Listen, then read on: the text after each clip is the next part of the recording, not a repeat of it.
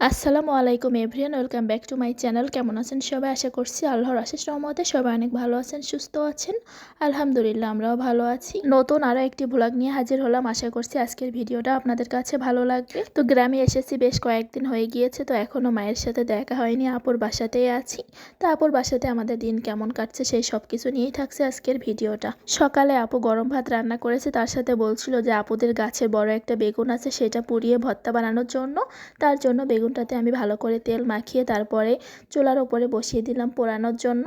তো সকালের খাবারে কিন্তু গরম ভাতের সাথে যে কোনো একটা ভর্তা থাকলে খেতে ভালোই লাগে। তারপরে বেগুন পোড়ার ভর্তা তো আর কোনো কথাই নেই। তারপর এইদিকে সিম খরকরি করছিল। এই সিমগুলো মা পাঠিয়েছিল, কারণ এগুলো নাকি বাড়িতেই লাগিয়েছে। তো অনেক সিম হয়েছে, তো এগুলো তো শহরে থাকলে আমরা তেমন দেখি না। প্রতিটা সিমে একদম ভর্তি বীজ ছিল। এই বিচিওয়ালা সিমগুলো কিন্তু একটু খড়খড়ি করলে খেতে ভালোই লাগে।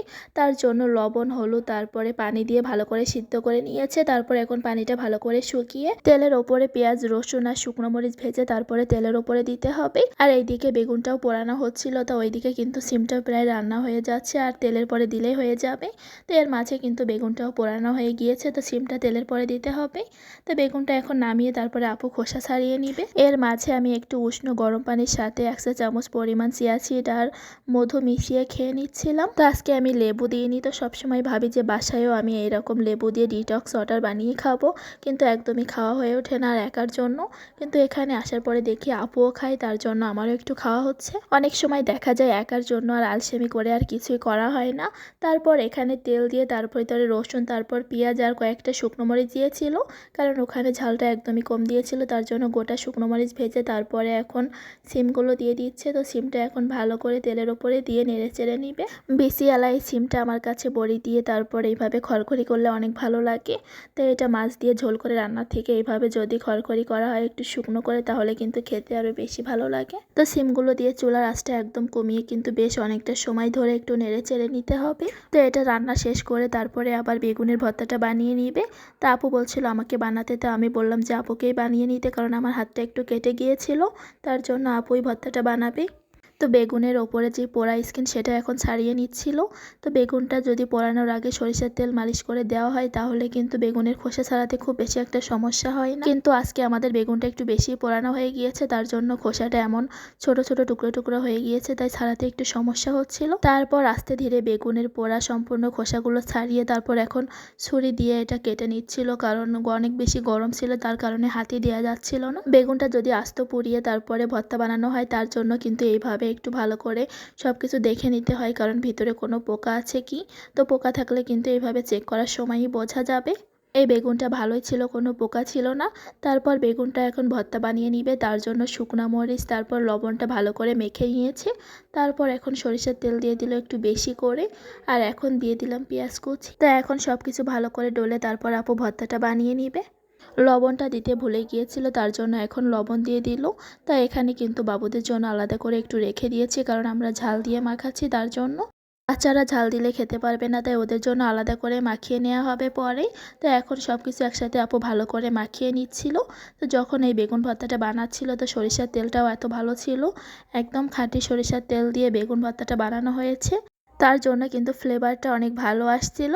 তো গরম ভাতের সাথে কিন্তু এই ভর্তাটা খেতে অসাধারণ লেগেছিল। আমার তো সবসময় সকালবেলা খাবারের সাথে এরকম গরম ভাত, তার সাথে যদি ভর্তা থাকে তাহলে তো আর কিছুই লাগে না। আমার তো মনে হয় এই রকম ভর্তা থাকলে 1 প্লেট ভাত নিমিষেই খাওয়া হয়ে যাবে। আমার মতো আপনারাও কে কে আছেন যারা এরকম ভর্তা দিয়ে ভাত খেতে অনেক পছন্দ করেন? তা আমার তো তরকারি থেকে ভর্তা দিয়ে ভাত খেতে অনেক ভালো লাগে। তা আমি এখন গরম ভাত নিয়ে নিলাম, তার সাথে নিয়ে নিলাম একটু বেগুন ভর্তা। বেগুন ভর্তাটা এখন ভাতের সাথে ভালো করে মাখিয়ে তারপরে আমি খাবারটা খেয়ে নিব।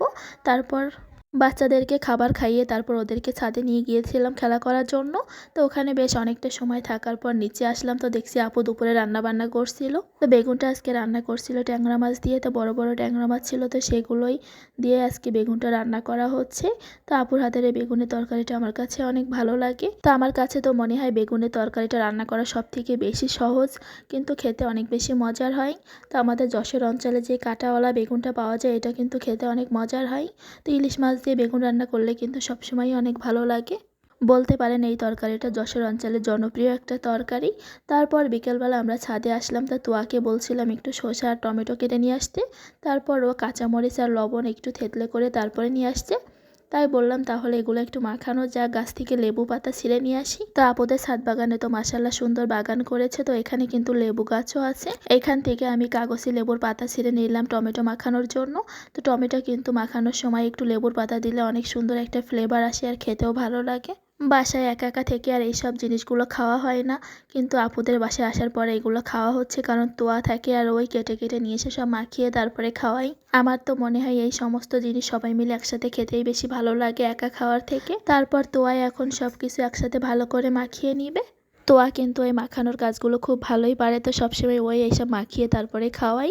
তো এইভাবে লেবুর পাতা দিয়ে টমেটো মাখানো কে কে খেয়েছেন অবশ্যই কিন্তু জানাবেন।